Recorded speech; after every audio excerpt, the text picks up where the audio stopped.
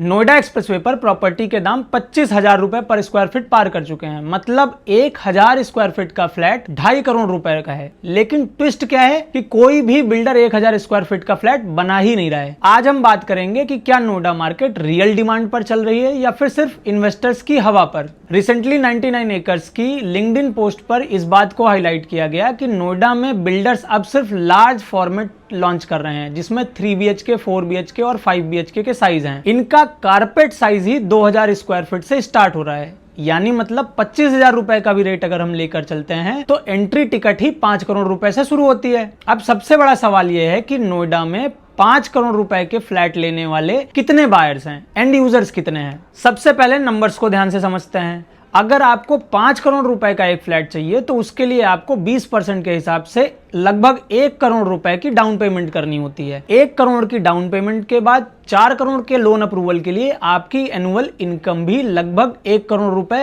होनी चाहिए। अब ऑनेस्टली आप बताओ कि नोएडा में कितने जेन्युइन एंड यूजर इस कैटेगरी में आते हैं, इस प्राइस ब्रैकेट में आते हैं। नोएडा में लैंड महंगी होने के बाद से डेवलपर सब क्या कर रहे हैं कि वो ultra luxury positioning, high ticket inventory और इन्वेस्टमेंट फ्रेंडली पेमेंट प्लान की तरफ फोकस कर रहे हैं, क्योंकि लार्ज टिकट से उनका मार्जिन हाई होता है, प्लस सोल्ड आउट का टैग भी मिल जाता है लॉन्च के टाइम ही। लेकिन सोल्ड आउट का मतलब ऑक्यूपाइड नहीं होता।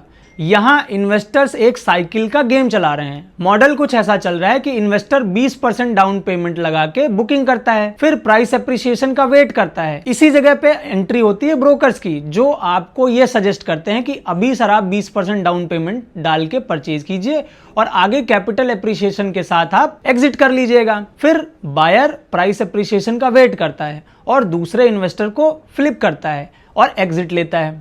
यहाँ दो सबसे बड़ी समस्या आती हैं। पहला कि फ्लैट खाली का खाली ही रहता है, रियल ऑक्यूपेंसी नहीं होती, सोसाइटी में लाइट्स नहीं जलती, मेंटेनेंस कल्चर डेवलप नहीं होता, और वर्स्ट केस सिनेरियो क्या है कि इन्वेस्टर नेक्स्ट पेमेंट प्लान नहीं दे पाता और डिस्ट्रेस में सेल करता है। यहाँ आपके वो रियल एस्टेट इन्फ्लुएंसर ब्रोकर भी काम नहीं आते, क्योंकि उनकी रीसेल की टीम स्ट्रांग है ही नहीं।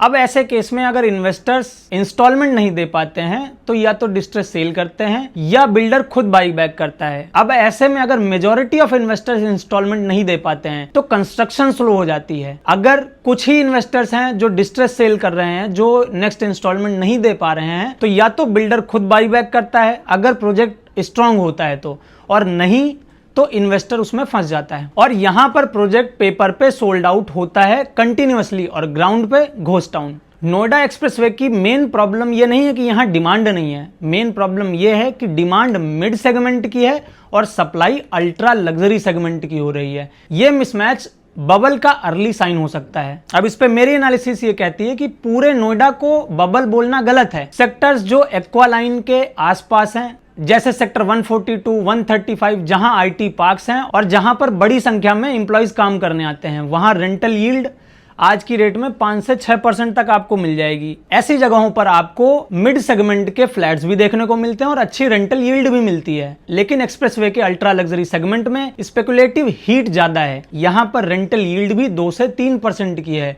और अभी भी एंड यूजर एब्सेंट है। साथ ही इन्वेंट्री लार्ज फॉर्मेट में लगातार आ रही है, तो प्राइस करेक्शन पॉसिबल है। ऐसी सिचुएशन में 3 सिनेरियोज बन सकते हैं। या तो 2 से 3 साल तक साइडवेज मूवमेंट रहेगी, यानी मतलब प्रॉपर्टी में मेजर एप्रिसिएशन देखने को नहीं मिलेगा। दूसरा, रीसेल मार्केट में डिस्काउंट या डिस्ट्रेस डील आपको देखने को मिलेंगी।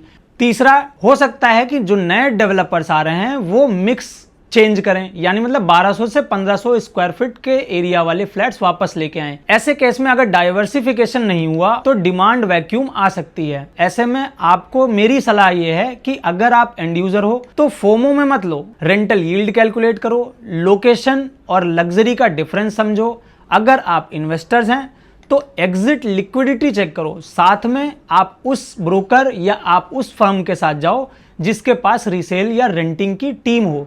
सिर्फ ब्रोशर मत देखिए, अपना भी कैश फ्लो का प्लानिंग कीजिए। इस टाइम पर नोएडा एक्सप्रेसवे का मार्केट गर्म है, पर सबसे बड़ा सवाल यह है कि क्या ये ग्रोथ सिर्फ फ्लिपिंग का गेम है? आप हमें अपना जवाब कमेंट सेक्शन में जरूर दें।